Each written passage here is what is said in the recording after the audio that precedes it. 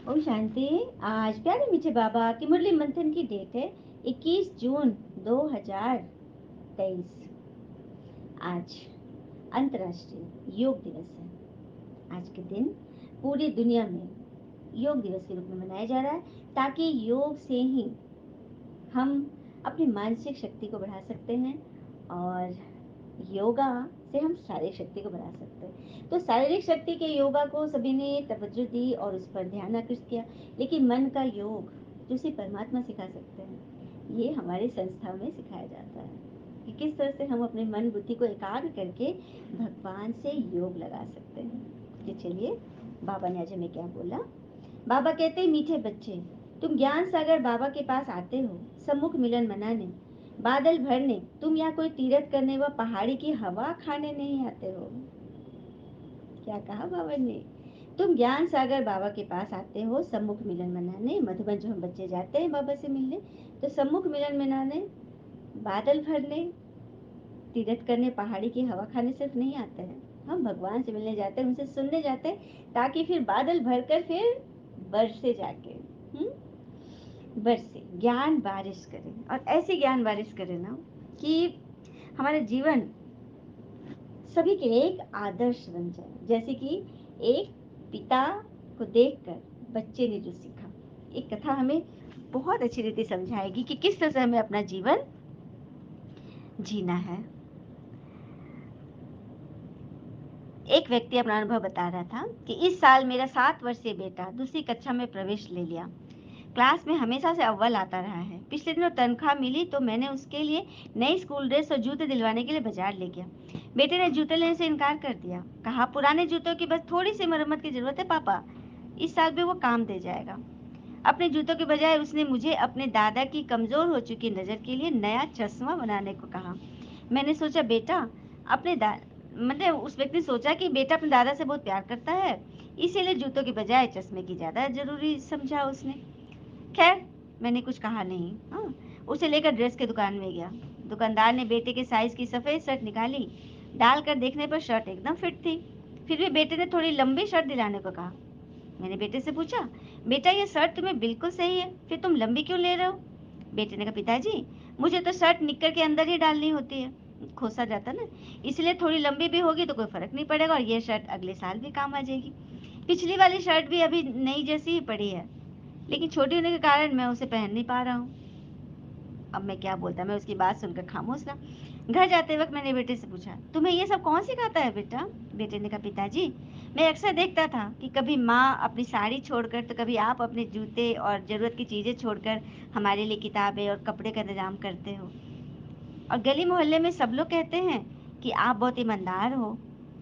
आपकी बहुत तारीफ करते हैं। और ये हमारे पास वाले, मेरे साथ वाले राजू के पापा को सब चोर, बेईमान, रिश्वतखोर न जाने क्या क्या कहते हैं, जबकि राजू तो बड़ा ढीप ढाप से रहता है। और आप दोनों तो एक ही ऑफिस में काम करते हो। जब सब लोग आपकी तारीफ करते हैं तो मुझे बड़ा अच्छा लगता है। तो मैं यही सोचता हूँ कि मेरे पापा ईमानदार रह के अपनी जरूरत की चीजें को कम करके, रोक कर हमारी हर तरह से मतलब चीजें पूरा किए। तो मुझे ये बात बहुत अच्छा लगता है। और मम्मी और दादाजी भी तो आपकी बहुत तारीफ करते हैं। पिताजी मैं चाहता हूँ कि मुझे कभी जीवन में नए कपड़े, नए जूते मिले या न मिले, लेकिन कोई मेरे पिता को चोर, बेईमान, रिश्वतखोर व और कुछ गलत लफ्ज से न पुकारे। मैं आपकी ताकत बनना चाहता हूँ पिताजी, आपकी कमजोरी नहीं। मतलब अगर मैं ज्यादा डिमांड करता तो शायद आप भी कुछ गलत काम कर लेते ना। उस छोटे से बच्चे के मुख से ऐसी बात सुनकर पिता को कितनी ताकत मिली होगी। हम्म वो तो निरुत्तर हो गए, क्योंकि उन्हें अपनी ईमानदारी का इनाम जो मिल गया था। कहते हैं ना कि तरक्की की फसल हम भी तो काट लेते, थोड़े से तलवे अगर हम भी चाट लेते, तो क्या ऐसा करना चाहिए? नहीं ना। कितना सुंदर इस बच्चे ने हमें अनुभव बताया ना। तो जीवन में चाहे कोई अमीर है चाहे गरीब है, लेकिन हमेशा अपनी शर्तों पर, अपने नियमों से, अपनी ईमानदारी के साथ रहे, भगवान आपकी हर तमन्ना पूरी करते हैं। कहते हैं ना, जीवन में कभी आगे होने का घमंड और आखिरी होने का गम न करना, पता नहीं कब जिंदगी बोल दे पीछे मुड़। इसीलिए हौसला रखो, भगवान से मिलन मनाओ, सिर्फ फोटो देखने मत जाओ, मनुष्य को सामने देखने मत जाओ, सुनने जाओ और धारण करने जाओ। प्रश्न, गृहस्थ व्यवहार में रहते हुए किस विधि से चलते रहो तो एवर हेल्दी बन जाएंगे? गृहस्थ व्यवहार में रहते हुए किस विधि से सदा चलते रहो तो एवर हेल्दी बन जाएंगे? उत्तर, एवर हेल्दी बनने के लिए सदैव बाबा बाबा करते रहो। तुम ही से खाऊं, तुम ही संग घूमूं, सब कुछ बुद्धि से बाबा के हवाले कर दो। तुम ही से खाऊं, क्यों बाबा क्यों बोलते भोजन समय मुझे याद करो? क्यों? क्योंकि ये सब कुछ इन आंखों से जो भी कुछ दिखाई दे रहा है ये माया रावण की चीजें हैं।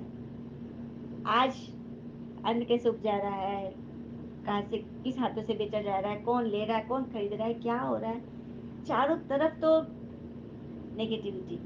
हाँ, पेस्टिसाइड डाले जा रहे हैं, मतलब उसको गलत तरीके से इंजेक्ट कर करके उसको बढ़ाया जा रहा है। तो ऐसे भोजन खाने से आपको स्वास्थ्य तो मिलेगा नहीं, लेकिन फिर भी भोजन तो खाना ही है, जो भी मिले खाना ही है। तो बस भगवान की याद से करेंगे ना तो उसमें भगवान की शक्ति मिल जाएगी, भगवान की पावर मिलेगी, एनर्जी मिलेगी, जिससे हम उनकी याद से करेंगे तो हमारे अंदर की जो अच्छी आदतें हैं, जो हमारी सुंदर विचार है, वो बलवती होगी।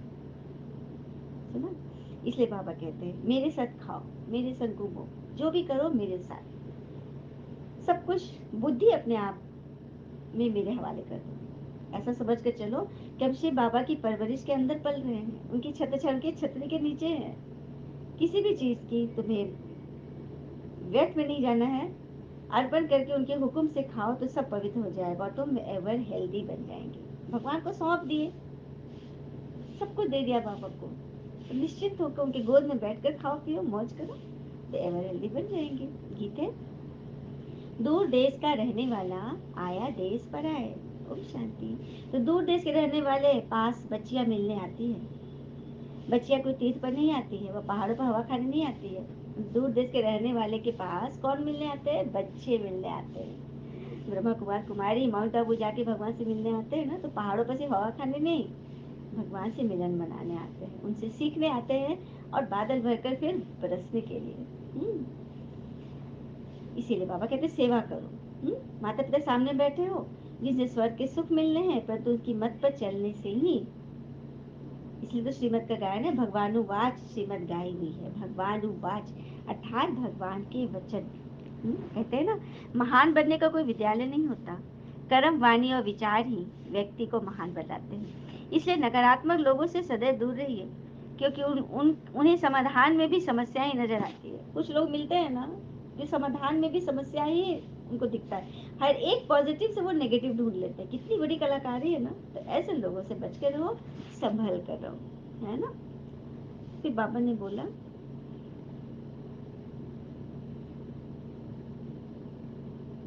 सती प्रेता जैसे ईश्वर का घर है, स्वर्ग में आते हो तो अपने घर में आते हो। भगवान के घर है जहाँ पे दुख दुख अशांति का नामो निशान नहीं। अब वो पराए घर में, रावण के घर में, क्योंकि रावण के घर में सुख शांति का नामो निशान नहीं है, दुख और शांति है। तो बाबा आकर हमको इसी रावण के घर से तो छुड़ाते हैं, लिबरेट करते हैं। आधा कल तो माया के देश में पुनर्जन्म लेते रहते हो, अभी मैं आया हूँ तुम्हें पढ़ा करके तुम्हें फिर से अपने घर ले जाने। भक्तों ने तो जहाँ तहाँ मंदिर बनाया है। हाँ, कितने सारे मंदिर बनाए मेरी यादगार में ही तो। क्योंकि जब दुख अशांति आती है तो लोग भक्तजन भगवान को ढूंढने लगते हैं, तो ढूंढने के लिए कोई ठिकाना तो होना चाहिए, तो वही मंदिर बनाते हैं और मुझे ढूंढते हैं, पूजते हैं। तुम कोई मनुष्य को मीठा कह नहीं सकते, क्योंकि अभी सभी कड़वे विकारी है। यहाँ कोई मनुष्य मीठा है? देखिए बाबा हमारा ज्ञान का सागर मोस्ट बिलीवेड, कितना मीठा कितना प्यारा है, वो बहुत सुंदर सा भजन भी है ना। हमने देखा, हमने जाना, शिव भोला भगवान कितना मीठा कितना प्यारा, शिव भोला भगवान, शिव भोला भगवान। सुंदर है ना, कितना मीठा कितना प्यारा, सिर्फ भगवान के लिए बोलते हैं, बाकी सब तो यहाँ कड़वे बने हुए हैं। सब यहाँ भटकते रहते हैं जैसे भूल भुलैया है, सभी ठोकरे खाते रहते हैं, दरवाजा मिलता ही नहीं। ये बात ही सच है। और एक ये भी सत्य है ना कि गलतियां, विफलता, अपमान, निराशा और अस्वीकृति, ये सभी उन्नति और विकास का ही हिस्सा है। कोई भी व्यक्ति इन सभी 5 चीजों को सामना किए बिना जीवन में कुछ भी प्राप्त नहीं कर सकते। फिर से सुनिए, गलतियां, विफलताएं, अपमान, निराशा और अस्वीकृति, ये सब उन्नति के साधन है। जिसके साथ ये सब चीजें हो रही है, समझो कि वो उन्नति के एक एक पग आगे बढ़ाते जा रहे हैं, है ना। बड़ी बात है। हर एक नेगेटिव से पॉजिटिव ढूंढ लेना, ये तो बाबा और उनके बच्चों के कारनामे हैं। फिर बाबा कहते द्वापर आता है तो देवी देवता वाम मार्ग में चले गए। ये सब अब तुमको पता पड़ता है, ये ज्ञान अब कोई में नहीं है। तुम ही जानते हो वर्ल्ड की हिस्ट्री ज्योग्राफी। तुम्हारे पास एम ऑब्जेक्ट है। जो भी दुनिया में गीता पाठशाला है वहाँ वेद शास्त्र सुनाते हैं। एम ऑब्जेक्ट कोई नहीं है। स्कूल कॉलेज को पाठशाला कहते हैं। यह पढ़ाई फिर भी सोर्स ऑफ इनकम है। एक जन्म, आज हम लौकिक पढ़ाई पढ़े, इंजीनियर, डॉक्टर, बैरिस्टर बनते, एक जन्म हम कमाई करते हैं। एक जन्म शरीर व अर्थ, हमें सैलरी मिलती है, हम कमाते हैं। लेकिन यह जो पढ़ाई आत्मा पढ़ रही है, वे 21 जन्म के लिए सोर्स ऑफ इनकम बन जाती है। वो भी ऐसे महल में जाते हैं जहाँ हीरे जवाहर के महल होंगे। तो फिर नोट आदि की तो बातें मत करो, पैसे आदि की, है ना, इतने होंगे हमारे पास। बाबा कहते हैं, बाबा का फरमान मिलता है तो सिर पर रखना चाहिए ना। बाबा ऑर्डिनेंस निकालते हैं, बच्चे अब विष का धंधा बंद करो, मतलब बेकायदे कारोबार बंद करो, बेकारी चीजें। बच्चों को ही बाबा समझाते हैं, और कोई से थोड़ी ना बाबा बात कर सकते हैं। जो आत्मा रूप में टिकते हैं उसी से तो बाबा बात करेंगे ना। हाँ, कहानी है, इंद्रप्रस्थ ने पुखराज पर एक पतित मनुष्य को ले आई थी। तो मानव मानुष गंध हुआ था ना, फिर उसको निकाला गया था। तो ऐसे नहीं, विकारी को यहाँ लाना कायदा नहीं है। बाबा से मिलन मनाने पवित्र बच्चे ही पहुंचेंगे। तुम सबको समझाओ कि हमारे माता पिता हैं जिससे स्वर्ग के सुख मिलते हैं। ये पिता, टीचर, सदगुरु तीनों हैं। तो तुमको जैसे 3 इंजन मिले हैं, है ना। डबल इंजन से गाड़ी तुमने देखा, लेकिन 3 इंजन, पारलौकिक, लौकिक और अलौकिक, 3 पिता हमें मिल गए। शास्त्रों में ब्रह्मा जी के बारे में बहुत सुंदर रहस्य लिखा हुआ है। तो उनको 4 मुख दिखाते हैं, ज्ञान, चेतना और बुद्धि, और एक है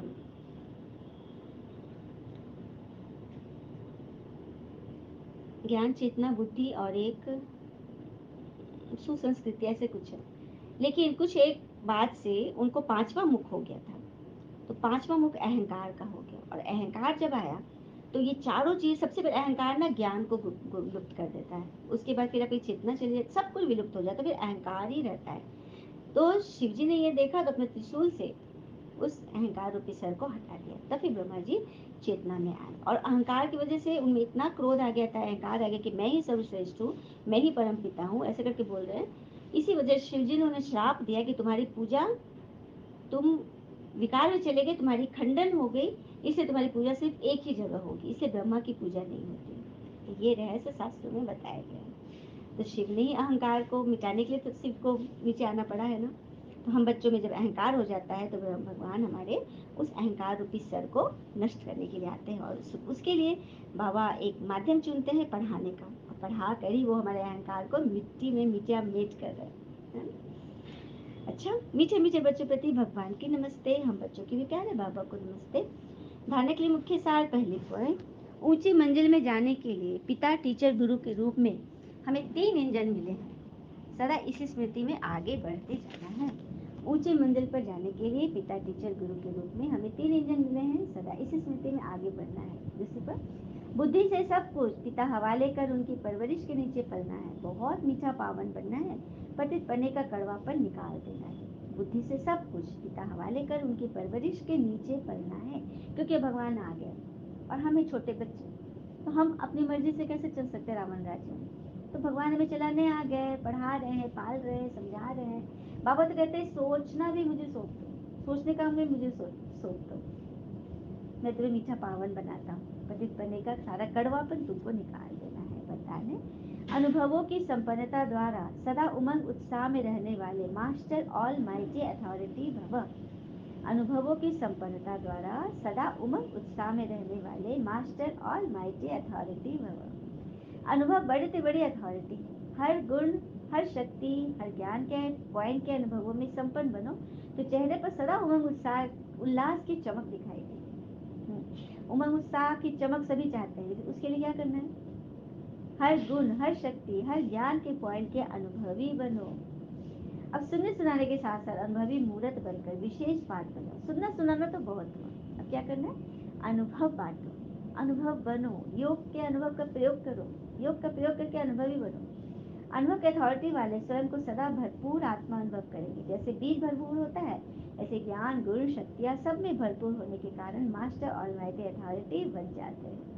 तो ज्ञान गुण शक्तियाँ जब स्टॉक, कल भी बाबा श्लोक ने क्या बोला था, जब सर्व शक्तियों का स्टॉक भरपूर होगा तो प्रकृति आपकी दासी बनेगी। आज बाबा ने बोला ज्ञान गुण शक्तियाँ सब भरपूर करो तो ऑल माइटी अथॉरिटी के मास्टर बन जाओगे। स्लोगन, अमृत वेला विशेष प्रभु पालना की वेला है, इसका महत्व जान पूरा लाभ लो। अमृत वेला विशेष प्रभु पालना की वेला है, इसका महत्व जान पूरा लाभ लो। क्योंकि उस वक्त भगवान भोले भंडारी के रूप में रहते हैं, वरदानों से झोली भरने के लिए बाबा बैठे रहते हैं, जो बच्चा आएगा सो पाएगा।